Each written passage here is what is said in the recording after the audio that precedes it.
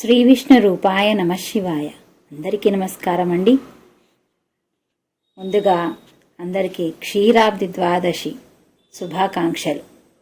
అంటే 12వ అధ్యాయం, కార్తీక పురాణం 12వ అధ్యాయం గురించి తెలుసుకుందాం. ఈ కార్తీక మాసంలో వచ్చే ఏకాదశినే క్షీరాబ్ది ద్వాదశి అని పిలుస్తాము. ద్వాదశి ప్రశంస, ఇందులో ఉన్న సాలగ్రామ దాన మహిమను గురించి తెలుసుకుందాం. ముందుగా నా ఛానల్ని మొదటిసారిగా చూస్తున్న వారైతే, వింటున్న వారైతే ప్లీజ్ సబ్స్క్రైబ్ చేసి, షేర్ చేసి, మీ అభిమానాన్ని, మీ సహకారాన్ని నాకు అందించండి ఫ్రెండ్స్. ద్వాదశి ప్రశంస, కార్తీక పురాణం 12వ అధ్యాయం గురించి తెలుసుకుందాం. మహారాజా, కార్తీక మాసమున కార్తీక సోమవారమున కార్తీక ద్వాదశి వ్రతమును గురించి, సాలగ్రామపు మహిమలను గురించి వివరించెదను విను అని వశిష్ఠ మహాముని ఈ విధముగా తెలియచేసిరి. కార్తీక సోమవారం నాడు ఉదయముననే లేచి కాలకృత్యములు తీర్చుకొని నదికి వెళ్ళి స్నానం చేసి ఆచమనం చేయవలెను. తరువాత శక్తి కొలది బ్రాహ్మణునకు దానమిచ్చి ఆ రోజంతయు ఉపవాసముండి సాయంకాలము శివాలయమునకు గాని విష్ణు ఆలయమునకు గాని వెళ్ళి దేవుని పూజించి నక్షత్ర దర్శనము చేసుకొని పిమ్మట భుజించవలెను. ఈ విధముగా చేసిన వారికి సకల సంపదలు కలుగటయే కాక మోక్షము కూడా పొందుదురు. కార్తీక మాసములో శనిత్రయోదశి వచ్చిన ఎడల ఆ వ్రతము ఆచరించినచో 100 రెట్లు అంటే 100 రెట్లు ఫలితము కలుగును. కార్తీక శుద్ధ ఏకాదశి రోజున పూర్ణోపవాసము ఉండి ఆ రాత్రి విష్ణు ఆలయములకు వెళ్ళి శ్రీహరిని మనసారా ధ్యానించి శ్రీహరి సన్నిధిన పురాణ కాలక్షేపము చేసి మరునాడు బ్రాహ్మణ సమారాధన చేసిన 1,000,000 యజ్ఞములు ఫలితము కలుగును. అంటే 1,000,000 యజ్ఞములు యాగాలు చేసినంత ఫలము మనకు కలుగును. ఈ విధముగా చేసిన వారలకు సూర్యగ్రహణ సమయమున గంగానదిలో స్నానము చేసి 1,000,000 బ్రాహ్మణులకు భోజన దానము చేసిన ఎంత పుణ్యము కలుగునో దానికంటే అధికముగా ఫలము కూడా కలుగును. కార్తీక శుద్ధ ద్వాదశి నాడు శ్రీమన్నారాయణుడు శేషపాన్పుపై నుండి లేచును గనుక కార్తీక శుద్ధ ద్వాదశి వ్రతము విష్ణువునకు అతి ప్రీతిపాత్రము. ఆ రోజున శ్రీమంతులెవరైనా ఆవు కొమ్ములకు బంగారు తొడుగులు తగిలించి, ఆవు కాళ్లకు వెండి డెక్కలు తగిలించి, దూడతో సహా బ్రాహ్మణునకు దానమిచ్చిన ఎడల ఆయువు శరీరమందు ఎన్ని రోమములు కలవో అన్ని సంవత్సరములు ఇంద్రలోకములో స్వర్గము. కార్తీక ద్వాదశి రోజున లేదా కార్తీక శుద్ధ పాడ్యమి రోజున లేదా కార్తీక పౌర్ణమి రోజున కంచుపాత్రలో ఆవు నెయ్యి పోసి దీపముంచిన వారు పూర్వజన్మమందు చేసిన సకల పాపములు హరించును. ద్వాదశి నాడు యజ్ఞోపవీతములు దక్షిణతో బ్రాహ్మణునకు దానమిచ్చిన వారు ఇహపర సుఖమును పొందగలరు. ద్వాదశి రోజున బంగారు తులసి చెట్టును గాని సాలగ్రామము గాని ఒక బ్రాహ్మణునకు దానమిచ్చిన ఎడల 4 సముద్రాల మధ్యనున్న భూమిని దానం చేసినంత ఫలము కలుగును. దీనికి ఉదాహరణముగానే ఒక కథ గలదు. పూర్వము అఖండ గోదావరి నదీ తీరమందలి ఒకానొక పల్లెయందు ఒక వైశ్యుడు నివసించుచుండెను. వాడు మిగుల దురాశపరుడై నిత్యము ధనమును కూడబెట్టుచు తాను అనుభవించక, ఇతరులకు పెట్టక, బీదలకు దానధర్మములు చేయక, ఎల్లప్పుడూ పరనిందలతో తానే గొప్ప శ్రీమంతుడుగా విర్రవీగుచు ఏ జీవికి కూడా ఉపకారమై ఏమియూ చేయక పరుల ద్రవ్యము ఎట్లా అపహరింతునా అను తలంపుతో కుత్సిత బుద్ధి కలిగి కాలము గడుపుచుండెను. అంటే మన మాటల్లో చెప్పాలి అంటే పిసినారి. ద్రవ్యము ఎట్లా అపహరింతునా అను తలంపుతో కుత్సిత బుద్ధి కలిగి కాలము గడుపుచుండెను. అంటే మన మాటల్లో చెప్పాలి అంటే పిసినారి.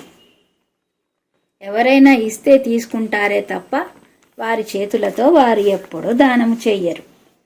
అతడు ఒకనాడు తన గ్రామమునకు సమీపమునున్న పల్లెలో నివసించుచున్న ఒక బ్రాహ్మణునకు తన వద్దనున్న ధనమును పెద్ద వడ్డీకి అప్పు ఇచ్చెను.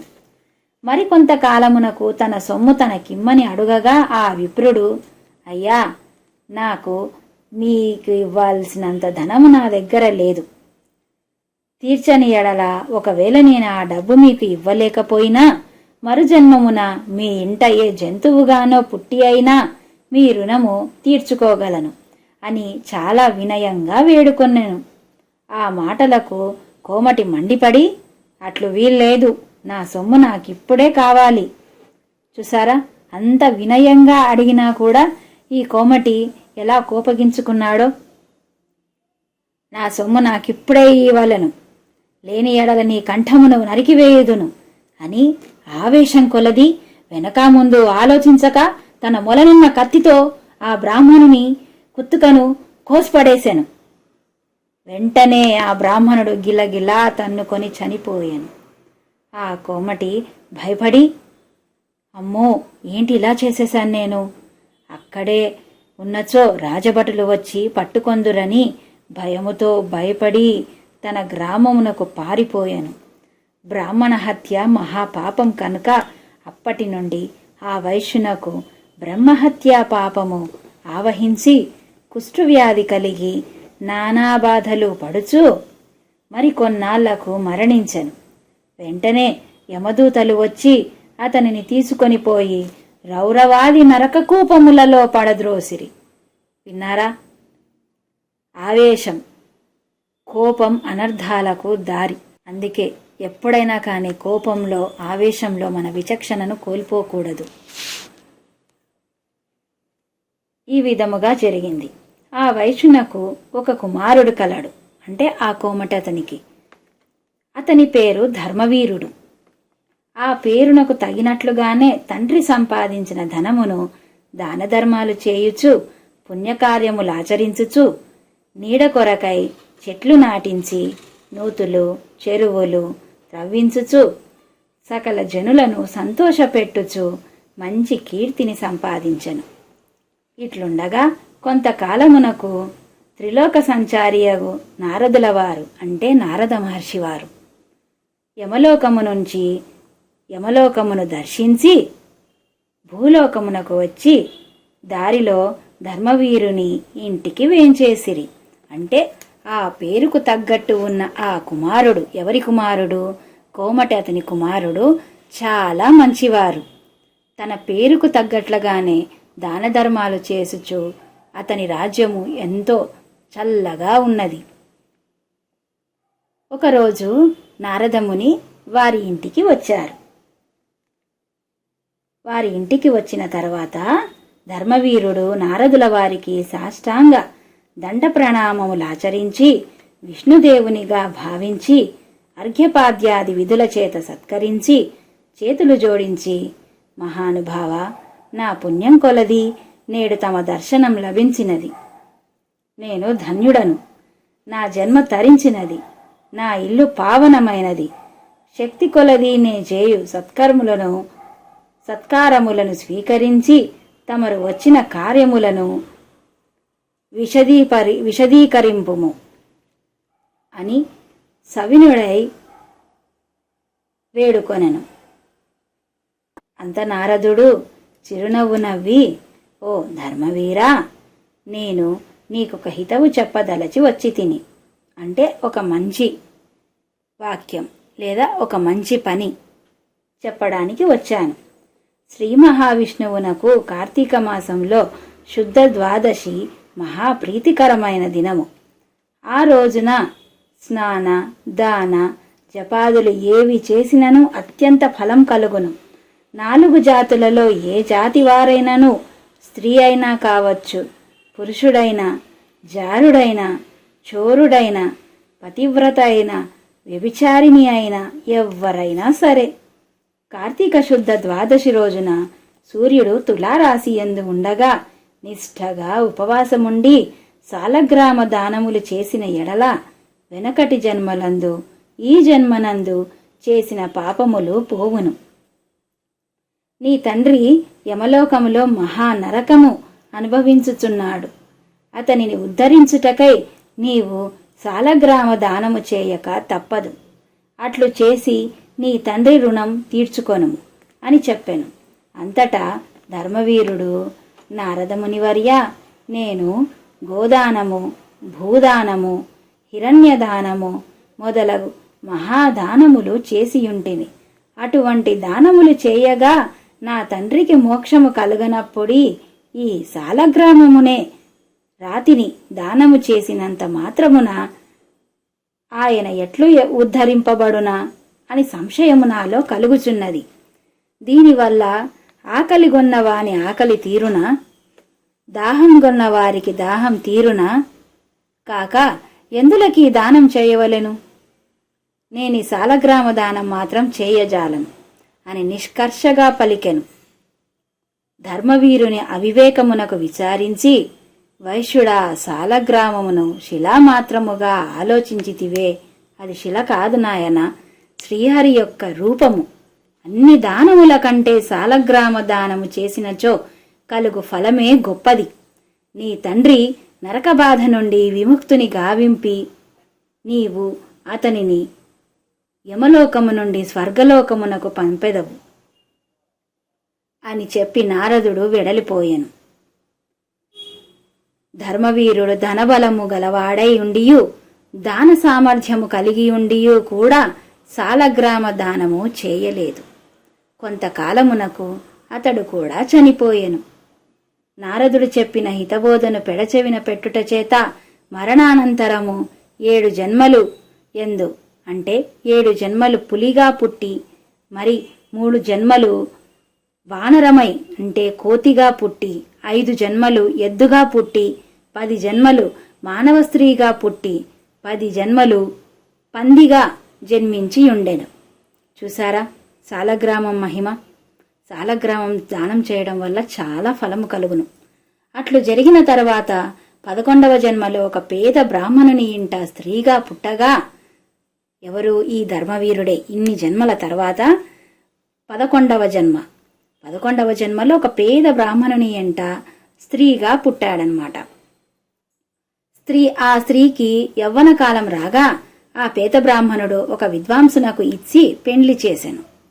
పెండ్లి అయిన కొంతకాలమునకు ఆమె భర్త చనిపోయెను. పాపం. చిన్నతనమందే ఆమెకు అష్ట కష్టములు సంభవించినందులకు తల్లిదండ్రులు, బంధుమిత్రులు చాలా దుఃఖించిరి. తండ్రి ఆమెకు ఈ విపత్తు ఎందువలన కలిగెనో అని దివ్యదృష్టితో గ్రహించి వెంటనే ఆమె చేత సాలగ్రామ దానము చేయించి, నాకు బాలవైధవ్యమునకు కారణమైన పూర్వజన్మ పాపము నశించుగాక అని చెప్పించి సాలగ్రామ దాన ఫలమును ధారవోయించెను.